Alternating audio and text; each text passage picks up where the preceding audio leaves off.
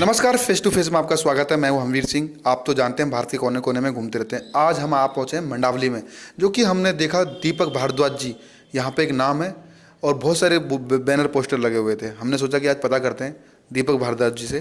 दीपक भारद्वाज जी, आपका बहुत नाम सुना है हमने, बहुत फेमस हैं आप यहाँ पर। ऐसे क्या कार्य किए थे जो आप बहुत फेमस हैं? नमस्कार। सबसे पहले तो आपका स्वागत है मंडावली में, और धन्यवाद। आप कह रहे हैं कि बहुत फेमस है, बहुत नाम है, पर मुझे ऐसा लगता नहीं कुछ कि नाम या फेमस ऐसा कुछ होता है। इंसान अपना काम करता रहे, लोगों को काम पसंद आता है, और जब काम पसंद आता है तो चर्चा होने लग पड़ती है। इतना ही है बस, इससे ज़्यादा कुछ नहीं है। बाकी ऊपर वाले का आशीर्वाद है। आपने अपनी सामाजिक ये लाइफ, राजनीतिक लाइफ कब शुरू की? कौन प्रेरणा स्रोत हैं आपके? प्रेरणा स्रोत देखो, एक तो ऊपर से भगवान होता है प्रेरणा स्रोत, उसके बाद जो जन्म देते हैं माँ बाप, वो प्रेरणा स्रोत होते हैं। तो भगवान का आशीर्वाद रहा, माँ बाप ने जो संस्कार दिए उस संस्कार से देखा हर किसी की सेवा वो करते आए थे, फिर हम में भी वो संस्कार आ गए। तो कोशिश यही की जाती है कि भगवान ने अगर सक्षम बनाया है, कुछ कर सकते हैं, कुछ अपना किसी के लिए कोई योगदान कर सकते हैं तो वो योगदान करें।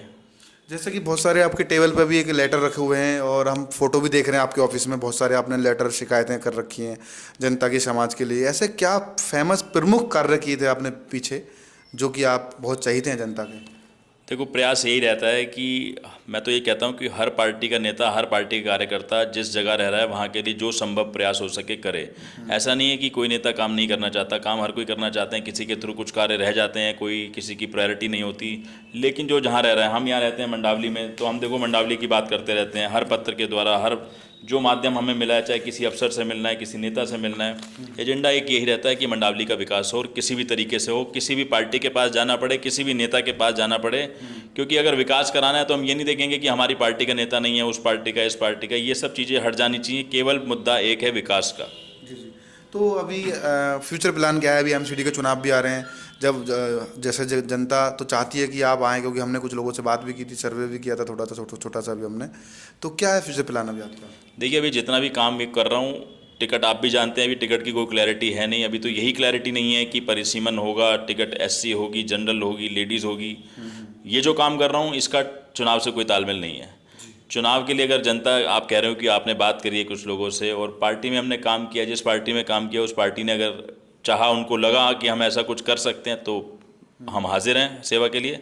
बाकी कार्य चलता रहेगा, टिकट मिले ना मिले, चुनाव हो ना हो, उससे इसका कोई तालमेल नहीं है। अच्छा, आप मंडावली में रहते हैं तो मुख्य रूप से यहाँ की क्या समस्या है? अगर आपको मौका मिलता है तो क्या करना चाहेंगे सबसे पहले? देखो, मंडावली में रह रहा हूँ, बचपन बीत गया। 30 साल पहले भी एक पुलिया आपने देखी है, जब आप आए हो उस पुलिया के नीचे से निकलते थे बचपन में जब जाते थे, तो एक लोहे की पाइप होती थी, उस पर चढ़ के पार करते थे।